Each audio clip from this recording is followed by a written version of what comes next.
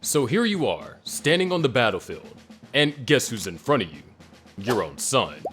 You don't know how it came to this. You don't understand why your own flesh and blood is trying to kill you. But there's no time to think. You have to fight. How did it all go so wrong? Why does your son want you dead? It all sounds hella confusing, so we need to go back 60 years when you, Arthur, are born, to the night your father, Uther Pendragon, tricked your mother into creating you. That night, everything changed. Your father, Uther, wasn't some noble, righteous kind. He was obsessed. He wanted your mother Igraine so badly that he made a deal with a sorcerer, Merlin. With a little magic, Uther took the form of Igraine's husband, the Duke of Cornwall. He walked into her chambers, and she had no clue it wasn't the man she married. 9 months later, you were born. It was a twisted beginning, but Uther didn't get Merlin's help for free. The price was you. The moment you took your first breath, you were already taken away, raised by a knight instead of your own mother. She had no idea what had really happened. From birth, your fate was sealed. You weren't just a prince, you were a pawn, a piece in someone else's game. And this was only the beginning of the disaster that would define your life. It's shit from the start, and it's about to get even shittier with time, as we'll see.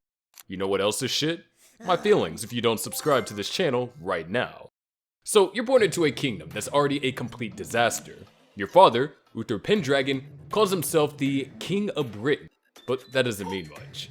Britain's a mess. Nothing but warlords fighting over land, backstabbing each other, and burning down villages for fun. Uther spends his whole life killing anyone who gets in his way, barely keeping things under control. The second he dies, the whole kingdom collapses. With no clear heir, every noble with an army decides they should be the next king. Civil war erupts, towns are destroyed, entire families are wiped out, and knights roam the land, killing whoever stands in their way. Meanwhile, your life couldn't be worse. Instead of growing up in a castle, you're dumped in the house of Sir Ector, a random knight who has no idea who you really are. There's no royal treatment, just endless work and misery. While Ector's real son, Kay, gets trained like a proper knight, you're stuck doing the filthiest, most humiliating jobs. Washing Kay's sweaty, dirty armor after training, scrubbing old toilets that haven't been cleaned in months, and scooping out the horse stables first thing in the morning. The smell of piss, manure, and unwashed bodies sticks to you no matter how much you try to clean yourself.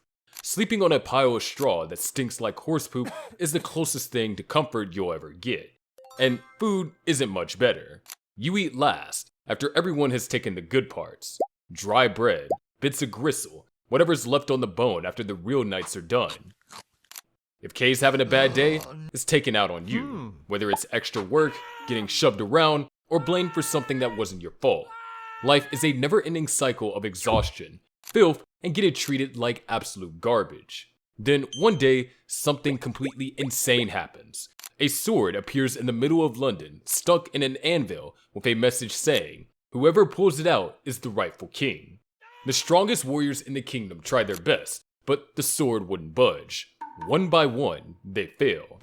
At a big tournament, you're there, as usual, running around like a servant. Right before his match, Kay realizes he forgot his sword. Instead of getting it himself, he orders you to find one. If you come back empty-handed, there's going to be hell to pay. Rushing through the streets, you spot a sword in the stone. There's no time to think. Grabbing the hilt, you pull. It slides free like it was never stuck at all. Everything stops. The people nearby stare. Whispers spread. The impossible just happened, and you were the one who did it. The nobles demand a do-over, refusing to believe some nobody pulled it out.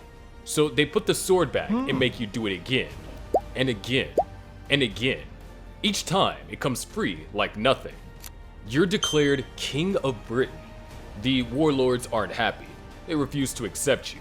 Some laugh in your face. Others storm off, already planning how to kill you. You're not their king. You're just some clueless squire who got lucky. Life, which was already unbearable, somehow finds a way to get worse. Now, instead of washing Kay's stinky underwear, you have to figure out how to survive. You're 16 now, King of Britain, but still that same kid who used to clean horse stables. The crown's heavy, and the weight of it doesn't make anything easier.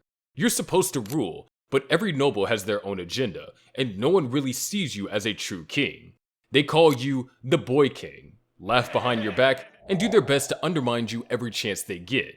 Then the first real battle hits. You're supposed to lead your army, but you never fought like this before. The battlefield's a nightmare. Blood, screams, men dying all around you. You barely survive. And when it's over, you're not a hero. You're just a kid who happened to make it out alive. The weight of being a king starts to sink in. The expectations are too high, and you're starting to crack under them. Things get worse when your knights, the ones who are supposed to stand by you, start falling apart. Lancelot, your closest friend, gets too close to Guinevere, your wife. You trust them both, and in the end, that trust is shattered. The affair stabs you right in the heart. The one man you thought you could count on betrays you, and the one woman you thought you loved has turned her back. Your kingdom is starting to crumble, but no one seems to care. As if that wasn't enough, your son, Mordred, who you barely know, rises against you. The kid you never wanted, the kid you never even raised. See, Mordred was the product of another one of your father's stupid plans. Uther Pendragon, your dear old dad, had an affair with your sister, Morgan Le Fay. You didn't know about it at the time, but Morgan had this weird thing against you, your rule and your whole existence. She gave birth to Mordred in secret and raised him to hate you, to think that you were the source of all her misery. Mordred grew up with a twisted version of the world, one where he was told you were the villain. He wasn't raised to love Camelot, the Round Table, or any of the noble ideas you fought for. No, instead, he was taught to see your kingdom as built on lies and betrayal. He was told you stole his birthright, and that you were nothing more than a dictator who needed to be taken down. So when he finally shows up, you don't even recognize him. He's not the son you might have dreamed of. He's not the child you never had a chance to know. He's a weapon, raised to destroy you, and you realize too late that your own blood, the one thing you thought you could rely on, is now the thing that's trying to tear everything apart. His hatred is raw and driven by years of lie, and with his ambition burning through him, there's nothing you can do to stop it. At 30, you're stuck in a constant state of dread. Every day is the same. Endless meetings, petty squabbles with the nobles, and constant pressure to hold everything together. But at night, that's when it gets real. You can't sleep. The weight of your crown is heavier than ever, and is keeping you awake. You lie there, staring at the ceiling, thinking about the kingdom, about your knights, about the betrayal and the lies. Your mind never stops racing. It's like you're in a prison inside your own head. You can't trust anyone anymore. The thought of taking pills to sleep doesn't even cross your mind. You heard too many stories of kings and nobles poisoned through their food, drinks, or even medicine. Every time you eat, you check it yourself, cut the meat, and prepare the salad. No one touches your food but you. You don't trust the servants, you don't trust the cooks, and you sure as hell don't trust the doctors. You've seen too many disappear mysteriously in the dead of night. You're always waiting for someone to make their move, and it's exhausting. Your mornings are spent in the stables, feeding your horses, checking his armor, anything to keep your mind off the endless worries. Years pass, and everything starts falling apart. Your kingdom's a mess, and now your own son, Mordred, has taken it from you. He's got your throne, your queen, and now you have to fight for what little's left. The battle with Mordred is brutal. You're older now, and every day of stress and fear weighs you down. You're slower, your moves more tired, but you can't stop. This fight is everything. Your kingdom, your life, all on the line. Mordred comes at you with nothing but hate, and it shows in every single strike. You can feel the years of anger in each swing of his sword. You try to fight back, knowing this is your last shot, but it's hard. The years of paranoia and betrayal have worn you down. Finally, you land the killing blow, and Mordred hits the ground. But as you fall, you realize there's no way you're getting out of this. The blood pouring out of you, and your body's done. You've won the fight, but at what cost? You'll never see your kingdom again. You thought you'd get to hold on to something, your crown, your family, the legacy you fought for, but it's all gone. In the end, you did everything you could, and it wasn't enough.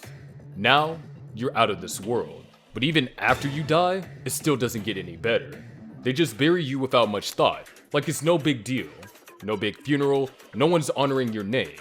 It's almost like they're glad to be rid of you. Your death doesn't bring peace or anything close to it. People still talk about you like you were some great king, but no one remembers how broken and paranoid you were in the end. How you couldn't sleep at night, worried that someone would come for you. The kingdom falls apart, it splits into pieces, and everyone's just trying to grab what they can. So, after hearing his story, do you think King Arthur's life truly sucked? Or maybe you would change your mind after watching this other video I made.